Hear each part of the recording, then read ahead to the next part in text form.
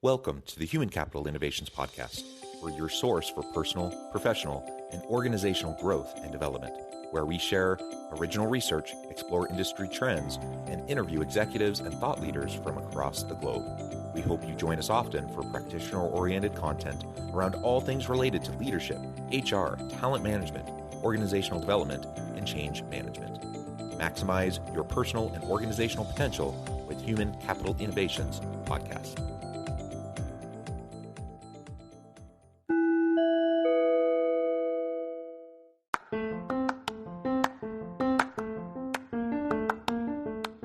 If you enjoy the Human Capital Innovations Podcast, enjoy ad-free listening by going to the Patreon page, and please consider contributing even at the producer or sponsorship level. And please leave a review. Thank you for your support.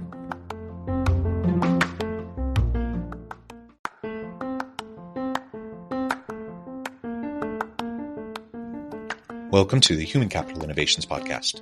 In this HCI Podcast episode, I talk with Zola Rose about regenerative development, permaculture, and Ecovillage design.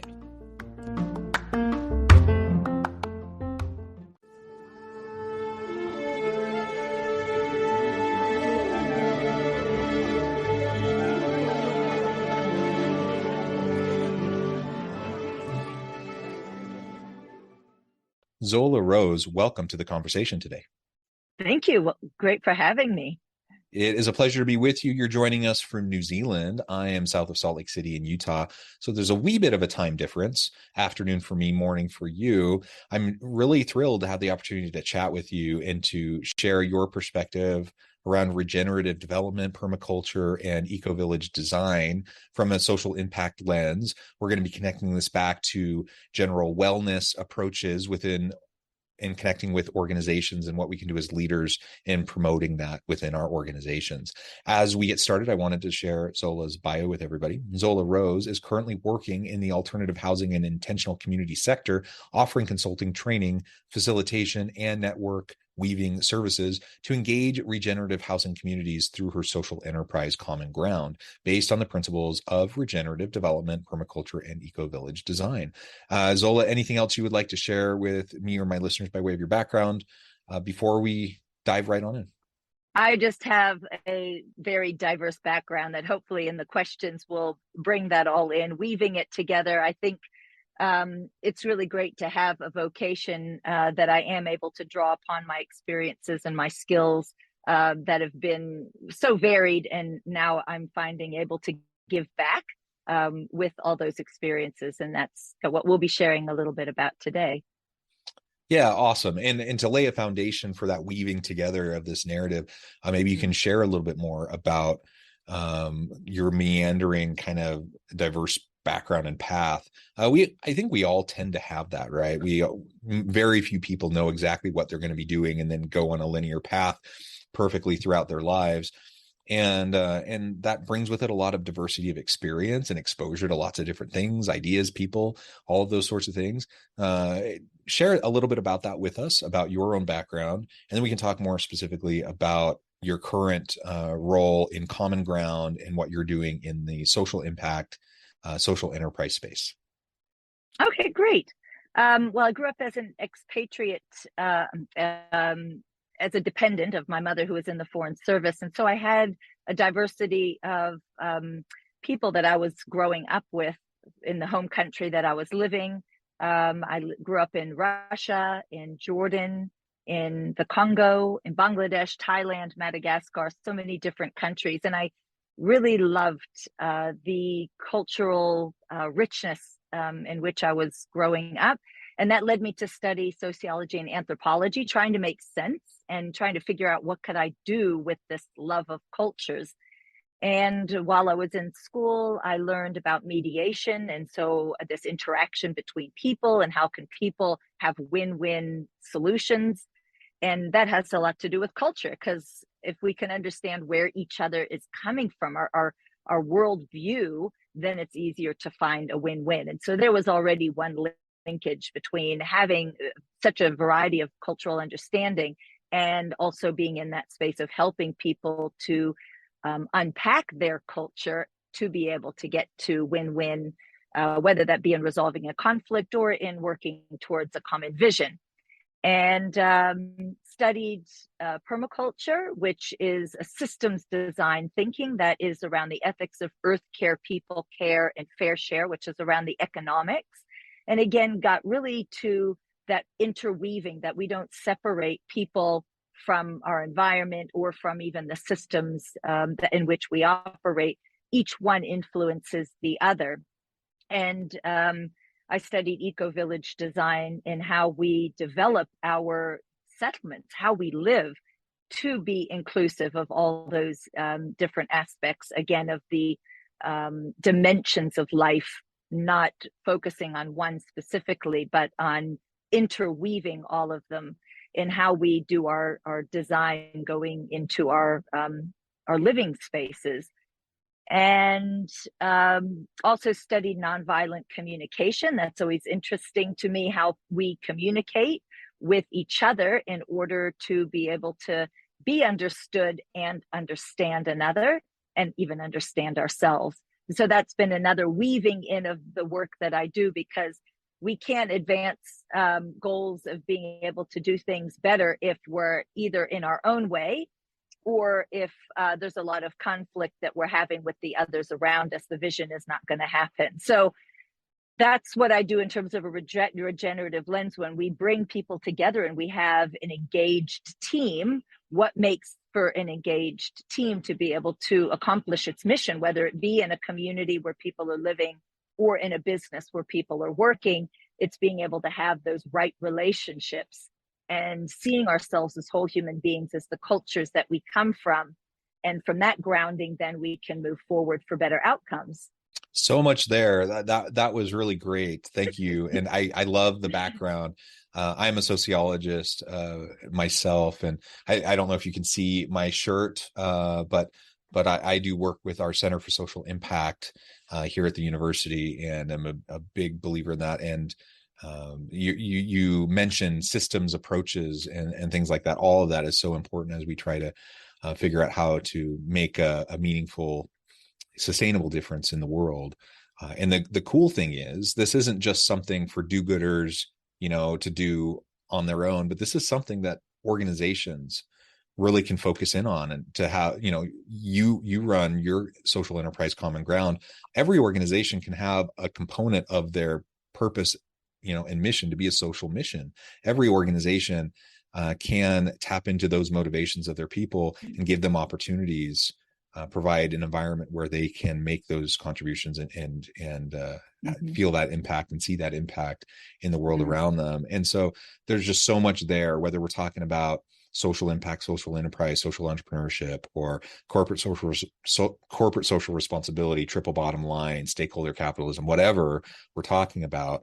All of that comes back to different framings around what we can do to leverage our influence within our sphere to make a difference in the world around us. And I think that's fantastic. You talked about regenerative development and some of the principles behind that, from just the housing perspective. And we're not going to dwell on that too long, but regenerative development, permaculture, and eco-village design, community housing, those sorts of things. Tell us a little bit more about that, just because I think it's just so fascinating in what you're trying to do.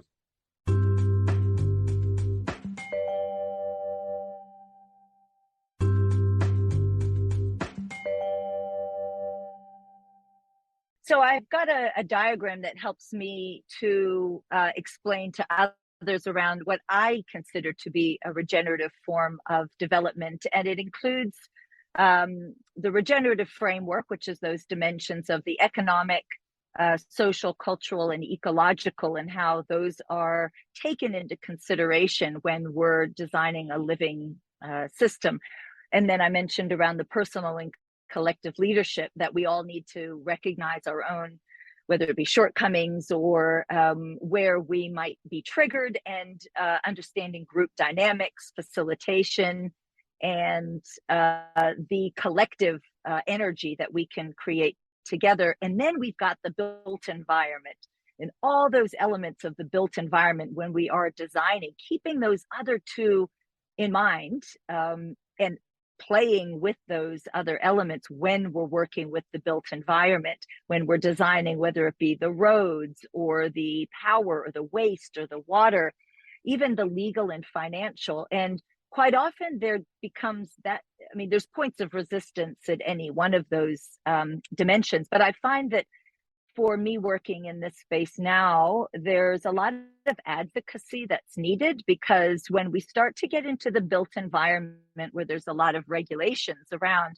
how we do our building infrastructure, whether it be urban or rural, there's a lot of restrictions based on the worst case, you know, trying to restrict the people doing bad. And we then have restrictions on the innovation, where we want to show this new way that we can build. Actually, we're working on kind of a more indigenous way of building. If we look at the indigenous societies and how they structured their living environments, that's actually kind of what we're working towards. But we've become very pigeonholed in the way that we think, oh, this can only be housing, and every house needs a car in front, so we all have to have a garage there. And so we get very mechanical way of thinking, and we've separated everything out versus understanding what are we really looking, what are the values that we want this place to have, and then how do we build out of a value system, a principle based, what I call having the function being the driver of the form. And at this point in time, we've got the form, which is, you know, how are the roads going to be and the houses going to be, driving then the function. And then we end up with a dysfunctional society, because people are living in spaces that are actually mechanistic in their in the way that they're set up, and we are not mechanistic creatures. We're, you know, natural you know, human creatures. And so there's this disconnect between our natural way of being in a more mechanical kind of a living, and also the way we commute to work. And there's a lot of separation between home and work, because we have, you know, suburban ways of developing that are separated from commercial centers and so on. So when we start to look at the function and the principle-based way of wanting to have outcomes with our housing, we then have a lot of education to do of the officials, the planners, the council folks, and maybe municipality, who actually need to have this education around the principles of regenerative design thinking in order that they can help us to rewrite zoning or codes that accommodate and facilitate the kinds of housing living spaces that we actually need to bring more peace, more harmony. Even if we look at how in Nelson, where I'm living, for instance, we've just had terrible landslides and flooding. And of course, my first thinking goes to, well, it's because of the way that we've designed with profit and ease of developers being able to develop, rather than thinking about how do we work with natural systems. And if we look at how nature operates, we'd actually develop differently to accommodate things like heavy rain and the other natural factors that end up disrupting in the end our living spaces. Yeah. Well, and I really find that concept you just referred to, I'd love for you to hash it out a little bit more for us and explain a little bit more. Regenerative design thinking. I love design thinking. I'm very familiar with the concept of design thinking or equity-centered design thinking. Tell us a little bit more about regenerative design thinking. Wow, there's a lot of ways to think about it. One of the models that I think about is the nested systems, that we are nested within, whether it be an organization or a neighborhood, which is nested within, could be a watershed area. That's an ecological system, which is nested in a country or a county. And so we look at what are we wanting to create in terms of sustainable evolutionary change in the wider system, And then we look at, well, what are the capabilities and the ways of thinking that we need to have at any one of those other systems in which we are nested? So going back to ourself, where do we have our way of thinking and our locus of control, and being able to work with others and being able to think and hold all these complexities. And then how do we then work with the systems that are around us in the neighborhood, the culture that is there already. It could be that we're looking at where things need to be rebalanced or brought into harmony in our local area. And then that then impacts on the wider system.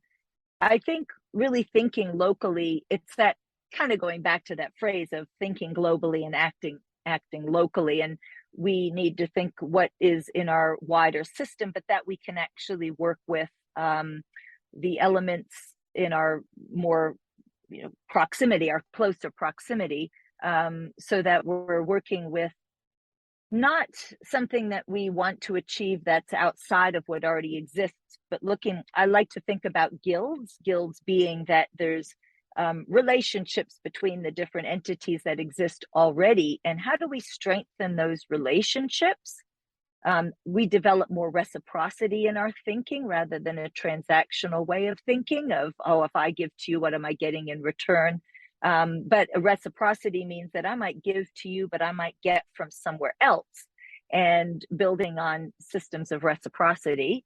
Yeah, so those are some of the terms or the ways of thinking about regenerative systems. It's really almost taking the way that we do things now and almost turning it on its head in some ways, so that we're able to rebuild in a different way.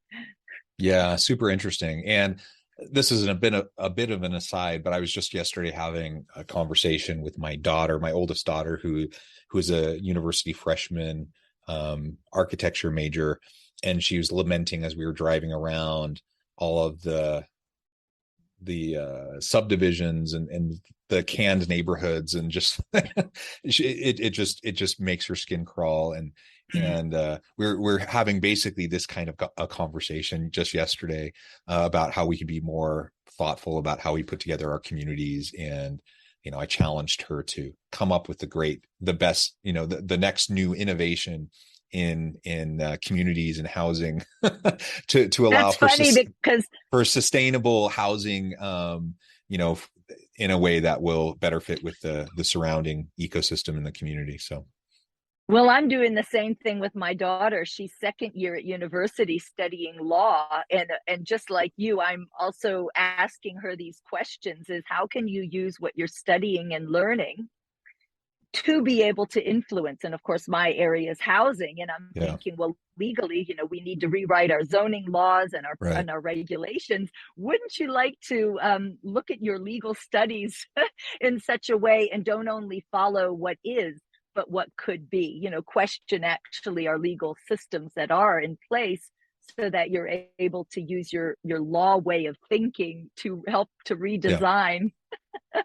That's great. Let's take the rest of our time now and talk about how this connects back to organizations. You've talked about some principles in relation to organizations and culture, as well as this idea of holistic employee wellness that I think connects back to all of these ideas. Tell us a little bit more about your work with Common Ground and how you go about, you do consulting work, training and facilitation with organizations and leaders. Tell us about some of that and what organizations can do as they're trying to better promote holistic wellness within their teams.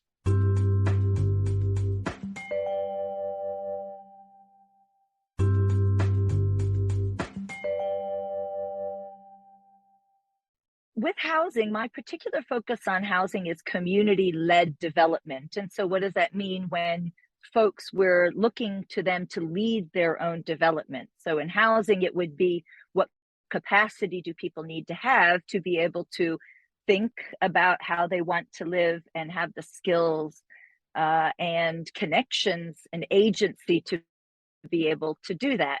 And what are the ways that we can build people up to feel like they're really co-designers, co-creators, that they have agency and are seen as equal partners rather than as just recipients, beneficiaries, and in some cases, even if we look at housing, we look at the lower socioeconomic, we almost see them as victims. And what can we give to them rather than as active role players having also skills and strengths that they can bring to their own way of housing themselves. And so that's what I do within housing. I look at the capability that needs to be built with both the folks that are going to live there in the future, but also the community that's around. You know, what capability does the surrounding community have to lend? And what is the capability of the folks who are, again, like council or municipality leaders? What capability do they need to have in order to know more, to do better? And so that engaged interaction is not like we're here to help you, but we're here to work together on a common mission. Because as you get yourself, as you're housed in a wonderful way, so us as a council or as a community, we're able to operate at a higher standard because we've all raised our agency in this place. And I think for organizations, it's the same, seeing everyone in the organization as a whole human being. What do they contribute? And it's really around the processes that the culture and process goes together, that we embed in an organization that allows for there to be feedback, so that feedback can be received in a way that is nourishing and that is, I guess, uplifting and not degenerating or putting people again into something's wrong here, it needs to be fixed, but feedback in such a way that it adds value. So those are the things that I work with in the housing space that are equally applicable, I think, within an organizational space. One of the tools that I use is nonviolent communication. It's a process that looks at the feelings and needs of people, and that a lot of action that we have, or all of our actions, come out of trying to meet a need. It could be a need that even we're not aware of. It sometimes needs a bit of uncovering. Oh, why did you act this way? Why did you react in such a, either an aggressive or forceful way? There's a need that either hasn't been met over a period of time, or it's maybe even a need from childhood that's sort of resurfacing. That can happen when we don't take the time to actually ask those questions. And so, yeah, I think in an organization, slowing down to look at what's the culture that we have here in this organization, what are the processes that we have that builds a healthy culture, and how, if we slow down enough to do that, it actually speeds up the other parts of the work that we want to do, because the best of everybody is then brought to the forefront, and there's a vulnerability that's able to be held in a safe way, that when people have something come up for them that is triggering or is a need, they're able to actually express that. People can see them, hear that, and they're able to, have that language of interpreting what's going on here, because we don't really have that language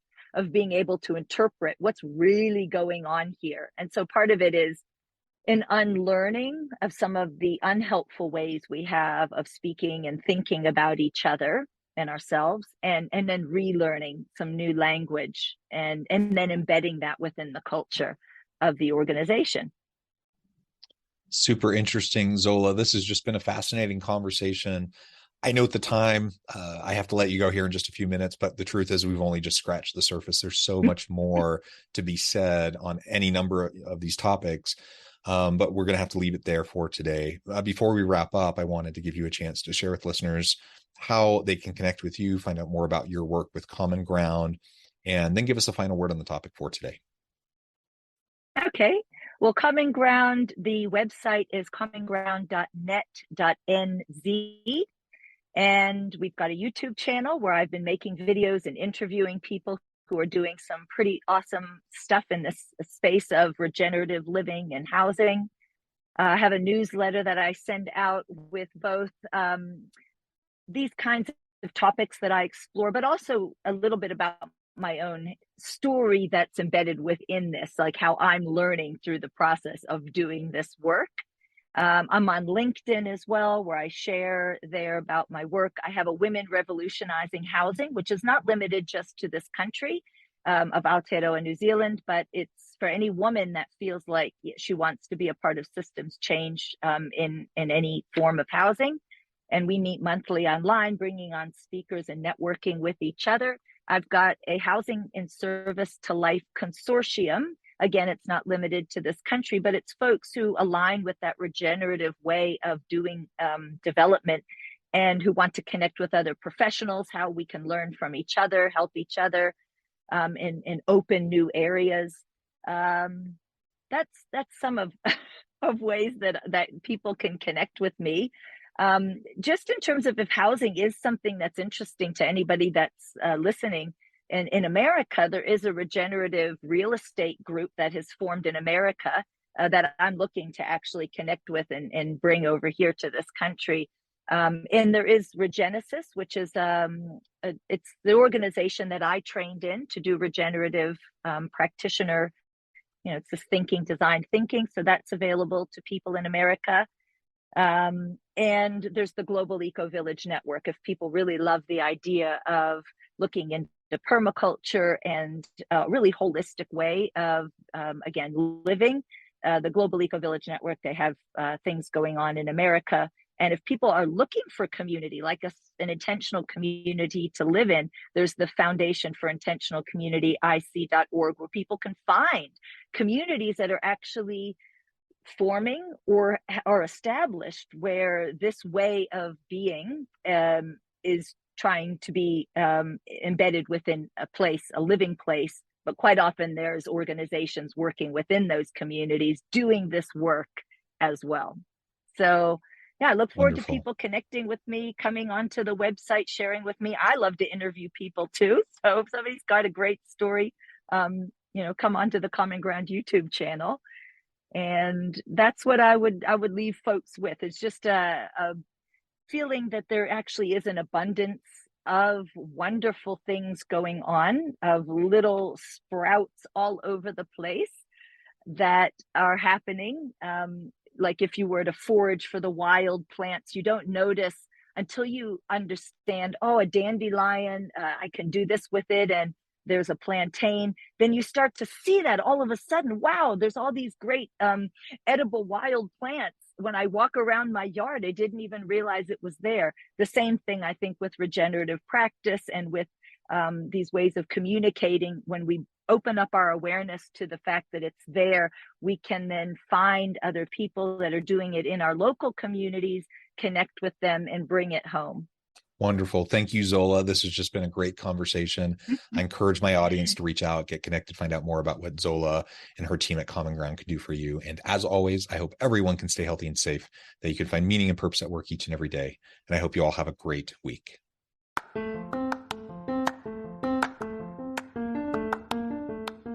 Do you enjoy the Human Capital Innovations podcast? Enjoy ad-free listening by going to the Patreon page, and please consider contributing even at the producer or sponsorship level. And please leave a review. Thank you for your support.